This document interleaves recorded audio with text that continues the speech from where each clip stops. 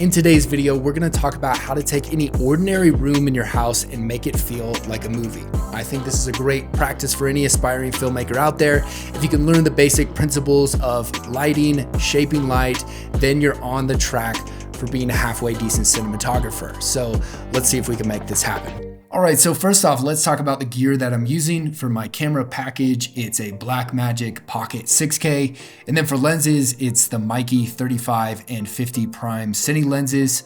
And for lighting, I have the Godox VL150 as a main key light, and then an Amaran 60X, which is a bicolor light, comes in really handy.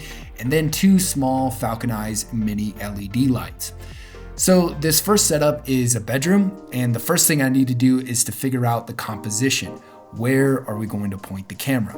And I figured the best place is to direct the camera on the side of the room where the door is, and then shoot towards the two windows near the corner of the room.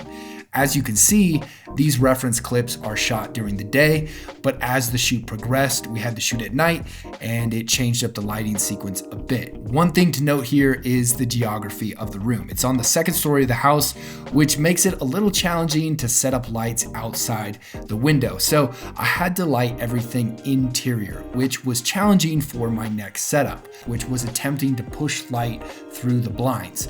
Now, I didn't have a Cucaloris or a Gobo to mimic the idea of blinds, so what I decided to do was take the blinds off my bathroom window and then basically make one for myself.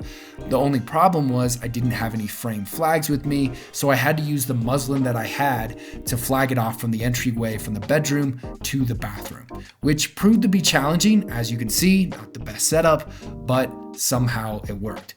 For my main key light, I wanted to motivate it like there was a lamp in the corner of the room just outside of the frame. And so what I did was I took the Amaran 60X, changed it to more of a tungsten white balance, and then shined it directly at the wall. It created a nice bloom effect that flooded that corner with light. And then I also had a light grid to control the spill and a couple layers of diffusion. The next light that I had, it was more of a practical light that I put in the background on top of the lamp. And so instead of using the bulb from the lamp, I could control it a little better. And so I just put the Falcon Eyes mini LED right on top of the lamp. Then just to add a little kicker from the light that's coming from the blinds to motivate that, I added another Falcon Eyes mini LED just to push a little bit of light on the edge of my wife's hair. I also added some haze to create some atmosphere and give it a little bit more dense feeling to it. Wouldn't say it's completely necessary, but I feel like it added to the mood of the scene. So here's what that looks like. Adding the key light, then the lamp in the corner, the blinds, and then just that little kicker behind her head.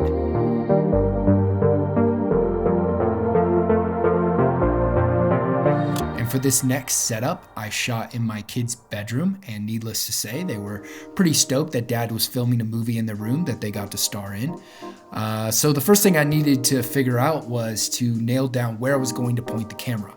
And I've got this really cool backdrop on the wall that I wanted to use, and I decided to use the depth of the room by shooting towards the corner. I also needed to figure out where I wanted to set my camera.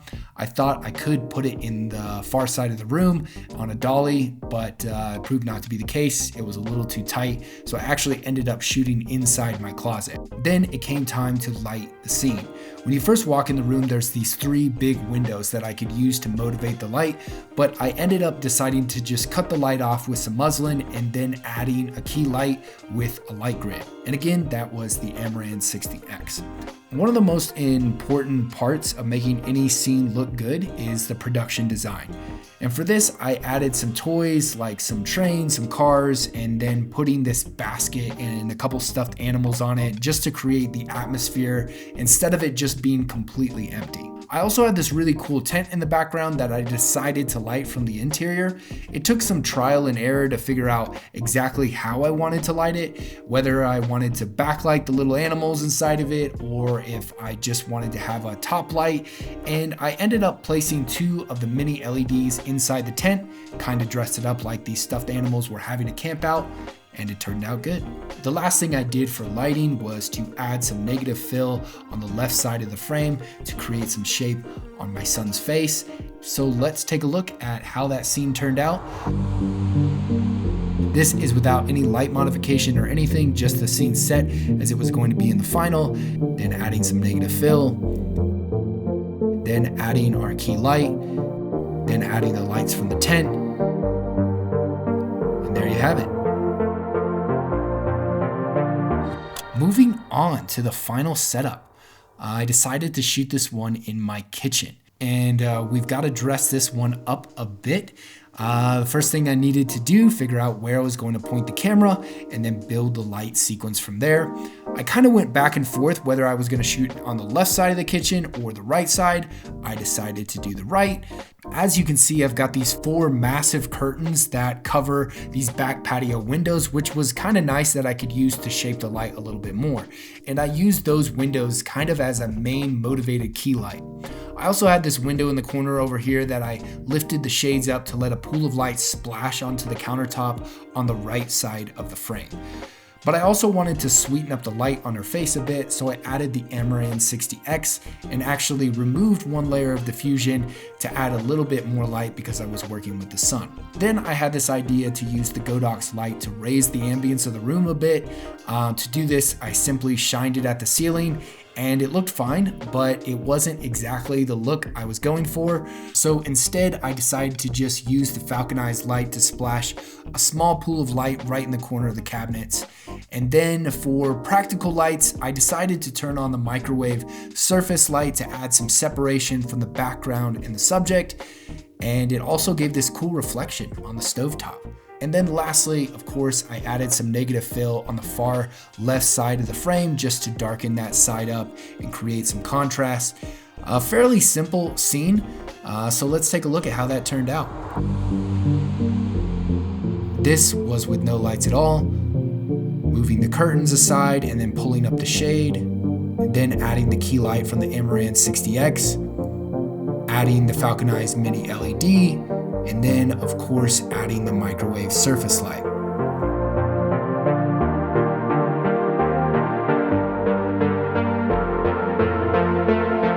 So in conclusion, I feel like this is a great practice for any cinematographer out there looking to see what works, what doesn't work without really any time constraints, so that when the time comes, you can draw up a quick game plan and always make it look good. If you'd like to see more of these videos, let me know in the comments. There was just a video we made about how movies shape our perspective. I'd love for you to watch that. Let me know what you think. As always, thanks for watching. We'll see you in the next one.